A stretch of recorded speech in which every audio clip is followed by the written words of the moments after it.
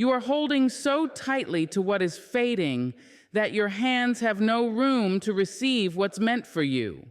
Letting go is not loss, it is liberation.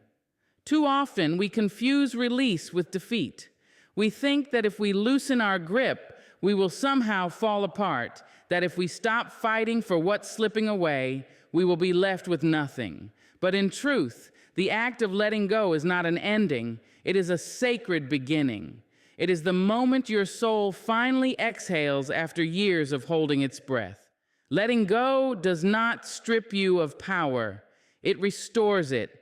Because when you surrender what no longer serves your growth, you reclaim the strength that was buried beneath the weight of holding on. You begin to move differently, think differently, breathe differently. You begin to see that peace was never in control, it was in release. We hold on because we fear the silence that follows. We are terrified of the emptiness that comes when we release what has become familiar, even if that familiarity is built on pain. We cling to people who have already left in spirit, to dreams that no longer ignite us, to versions of ourselves that no longer fit the shape of our becoming. And yet, the more we cling, the heavier life feels. The more we force what is fading to stay, the further we drift from who we are meant to become. Letting go, then, is not a punishment. It is a mercy. It is the universe's way of clearing your hands so that something purer, truer, and freer can be placed within them. It is not life taking something from you. It is life preparing you for more. When you let go, you begin to understand that endings are not cruel. They are compassionate. They are the way the universe redirects you when you have wandered too far from your purpose. Every closed door, every goodbye, every silence you once cursed was guiding you gently back to yourself. You see, letting go is not a matter of weakness. It is the purest form of strength. It takes courage to walk away from the familiar. It takes faith to trust the unknown. But every time you release what no longer resonates with your spirit, you send a message to life itself. I am ready for peace. I am ready for better. Liberation does not come through clutching. It comes through trust. The mind may resist, but the heart knows. The heart whispers, you are not losing anything essential. What leaves you was never yours to begin with. What stays, stays effortlessly. When you stop forcing, life flows. The energy that once drained you through struggle begins to return, and suddenly you realize that peace was always waiting on the other side of surrender. You realize that the things you were afraid to lose were never the foundation of your joy. They were only the illusions you built around it. Real joy is never tied to anything you can lose. It lives in the stillness of your acceptance, in the quiet courage to say, I trust this unfolding. When you let go, you become light. You no longer drag your past behind you like a chain. You no longer replay what could have been, what should have been, what never was. You begin to understand that the pain was never meant to define you. It was meant to refine you. Every experience that once broke you open was an invitation to expand, to rise, to know yourself more deeply. In release, you discover grace. You begin to meet yourself beyond the noise of your attachments. You hear your spirit again. You rediscover your worth, not in the reflection of someone else's eyes, but in the truth that you have always been enough, even when everything around you was falling away. To let go is to honor your own becoming. It is to stand at the edge of what was and choose to trust what will be. It is to open your hands and let the wind carry away what was never meant to stay. It is to walk forward without the armor of old pain, to walk lighter, freer, closer to the essence of who you truly are. It is to whisper to life, I am no longer afraid of losing because I understand that nothing real can ever be lost. And in that sacred whisper, you are no longer bound. You are free. Control is an illusion. We spend our days weaving plans, building walls of certainty, drawing maps of how life should unfold, believing that if we hold on tightly enough, we can bend reality to our will. We convince ourselves that our security lies in predictability, that order means safety, and that chaos is a threat. Yet life, in its quiet wisdom, keeps teaching us the same lesson again and again. Control is not peace. It is fear disguised as power. Every time we grip too tightly to what we think should happen, we distance ourselves from the beauty of what is already happening. We become prisoners of our own expectations, enslaved by the need to manage every outcome, every emotion, every person around us.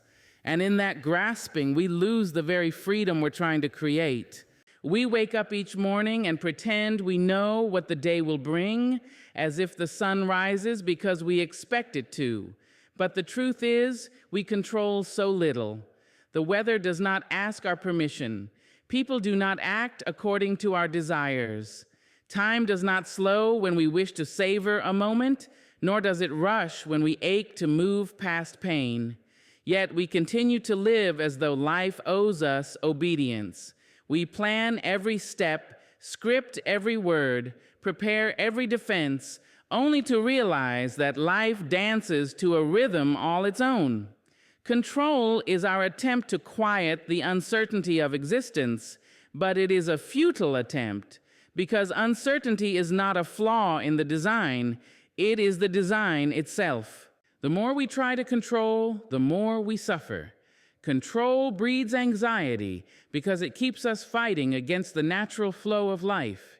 We become tense, restless, exhausted, always waiting for things to go our way, always fearing the moment they won't. We try to control love, expecting people to stay, to understand, to meet us exactly where we are. We try to control time, fearing the wrinkles, the endings, the changes that come uninvited. We try to control our emotions, silencing the ones that make us uncomfortable. But the tighter we hold, the faster everything slips through our fingers. The river does not stop because we demand stillness.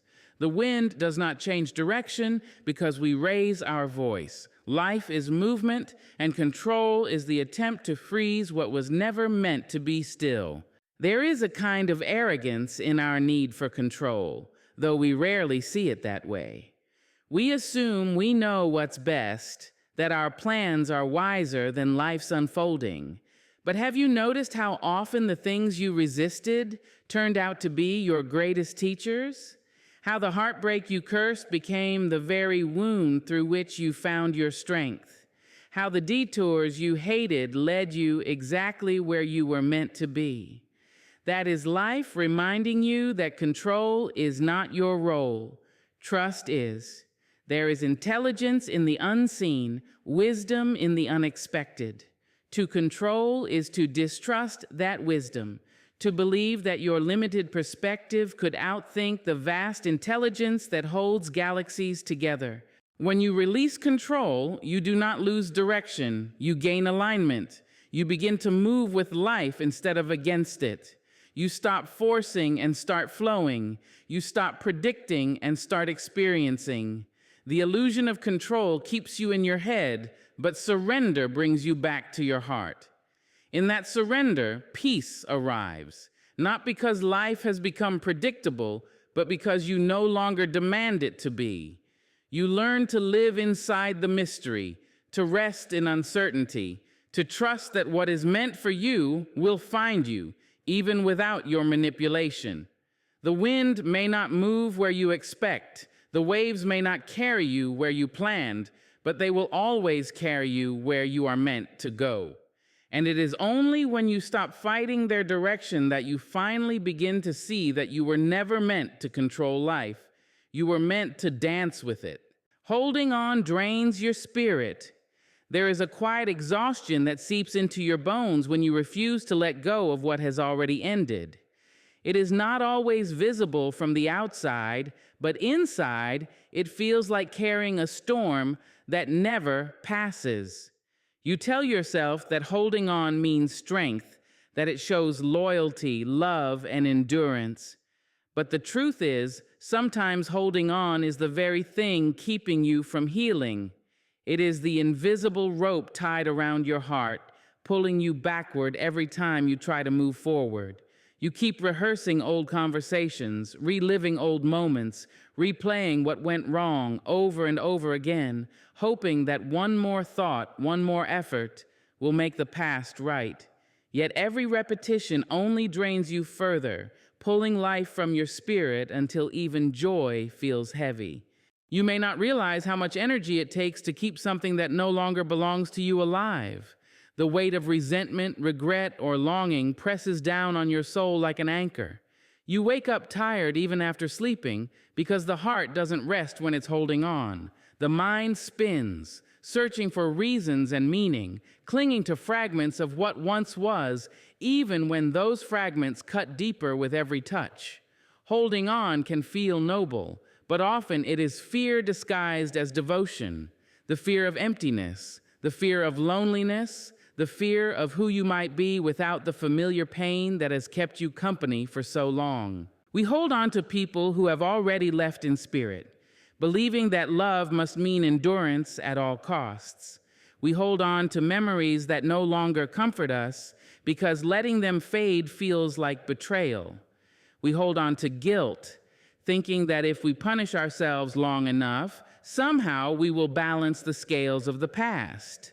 But life is not meant to be lived in chains. The soul was never designed to carry what it cannot change. Each day you hold on to what has expired, you trade a little more of your light for darkness. You start to dim your own flame just to keep a memory alive, and soon you forget that you were meant to burn brightly, not flicker in sorrow. There is a particular heaviness in clinging to pain. It drains your spirit not because the pain is unbearable, but because resisting it keeps you trapped. You see, pain has a natural flow. It moves through you to teach, to purify, to strengthen. But when you grip it tightly, when you make it your identity, it becomes poison. The lesson turns into suffering. The hurt becomes a home instead of a teacher. And so you walk through life with an invisible wound, guarding it, feeding it, protecting it, not realizing that the wound is what's keeping you from flying. Your spirit longs to be free, to be light, to dance again, but as long as your hands are full of what once was, you have no room to receive what could be. Holding on blocks the very blessings that are trying to reach you. The energy you use to sustain the past could be used to create your future. The love you waste on someone who's gone could be the same love that heals you. The time you spend rewriting history could be the time that rewrites your destiny. But first, you must release your grip. You must stop fighting what life has already let go of. Sometimes the exhaustion you feel is not from doing too much, but from holding too much. Too many emotions, too many expectations, too many what-ifs that weigh you down. You were not meant to carry every broken thing with you. Some things are meant to fall away. Some doors are meant to close quietly. Some people are meant to pass through your life only to teach you how to stand alone. But when you keep reaching back, when you keep clutching what has already drifted away, you tell the universe that you do not trust its timing, that you would rather suffer in the known than bloom in the unknown. And that disbelief, that resistance, is what slowly drains your spirit. It takes your laughter, your hope, your lightness, until all that remains is a weary soul whispering for release. Forgiveness is freedom. It is not a gift you give to others first. It is a release you give to yourself. To forgive is to untie the knot around your own heart, to stop dragging the past into the present, and to allow your spirit to breathe again. The weight of resentment is heavier than any stone, and carrying it through life bends your back and hardens your soul.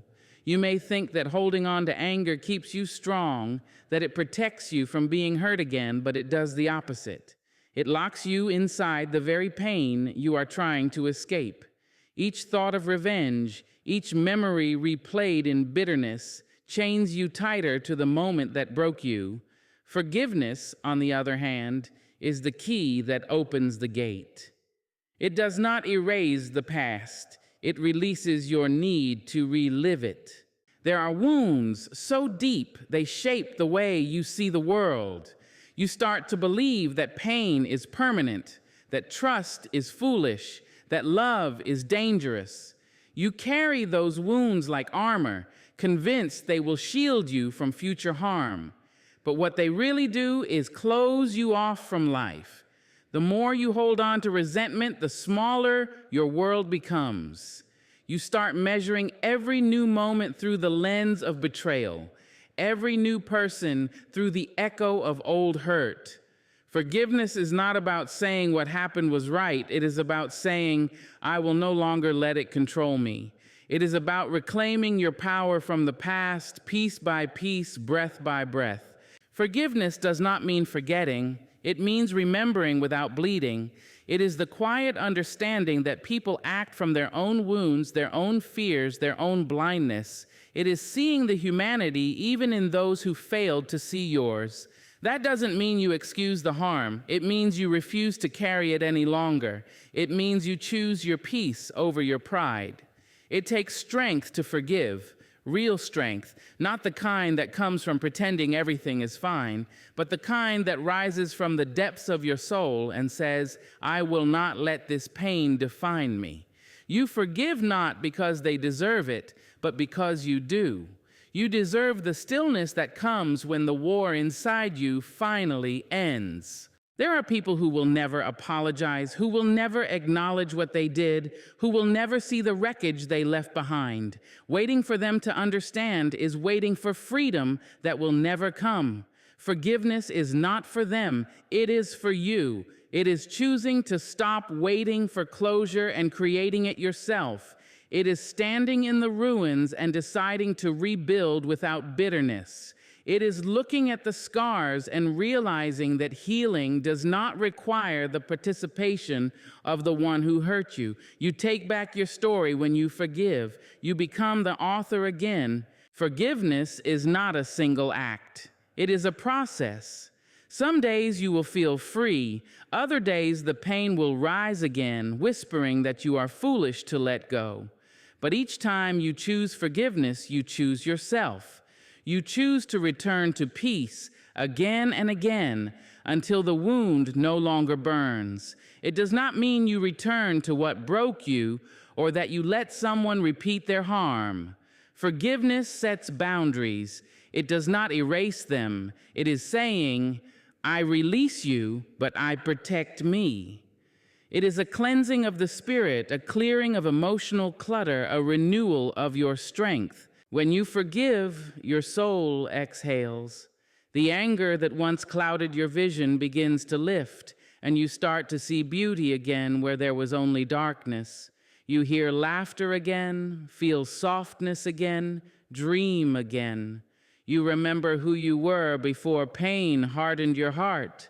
That is the freedom forgiveness brings, not the erasure of the past, but the liberation from its hold.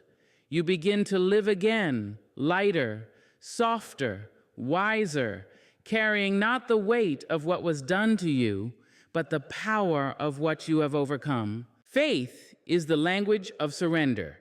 It is the silent whisper of the soul that says, even when I cannot see the way, I will still walk forward.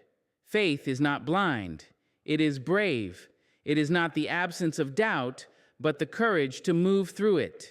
When you surrender to life, to the divine timing that shapes all things, you are not giving up. You are giving over. You are releasing the illusion that you must control every outcome and instead trusting that there is wisdom woven into the waiting, meaning within the mystery, and purpose even in the pain.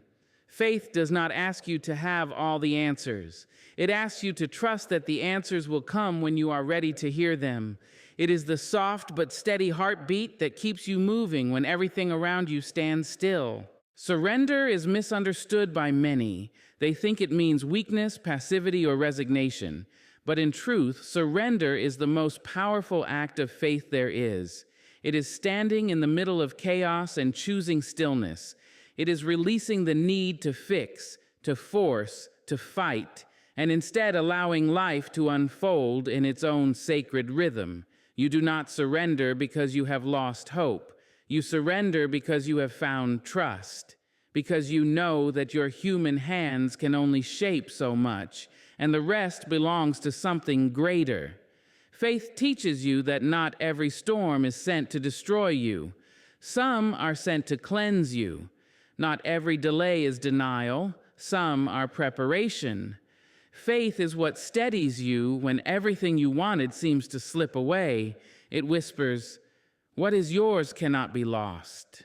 There are moments when the world goes quiet, when prayers seem unanswered, and the path ahead disappears into shadow. It is in those moments that faith becomes your only language. You may not have the strength to speak in certainty, but your heart speaks in trust. Faith is what holds you when logic collapses. It is what breathes when fear tries to suffocate you. It is the invisible hand that guides you when every step feels like a risk. Surrender in faith means you no longer demand to know why. It means you rest in knowing that somehow this too is part of your becoming. You start to see that every twist, every turn, every heartbreak is not a punishment but a redirection towards something far more aligned with your spirit. Faith is not built in comfort. It is forged in surrender. It grows in the spaces where control cannot reach. When you release the urge to manipulate every detail of your life, you make room for grace to enter. You allow miracles to find you. You open yourself to timing that is not your own. And slowly, the anxiety that once ruled you begins to fade, replaced by a quiet confidence that says, "I don't know how, but I know it will be okay." Faith does not remove life's storms. It teaches you how to stand in the rain without fear. It teaches you how to trust the soil even when the seed is still unseen. Surrender is not silence. It is conversation. It is speaking the language of faith through your choices, your patience, your gratitude. It is the way you keep showing up even when progress is invisible, the way you keep believing even when your heart feels tired. Faith is a relationship, not an idea. It grows the more you lean into it. Every time you choose peace over panic, trust over control, love over fear, you are speaking fluently in the language of surrender. You are telling life, "I am ready to flow with you instead of against you." And in that flow, you begin to feel an ease you had long forgotten.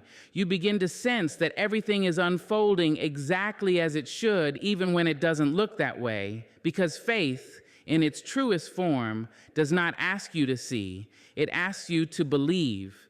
It asks you to let go of the need to predict the outcome and to rest in the quiet truth that what is meant for you will never need to be forced. Abundance flows through open hands.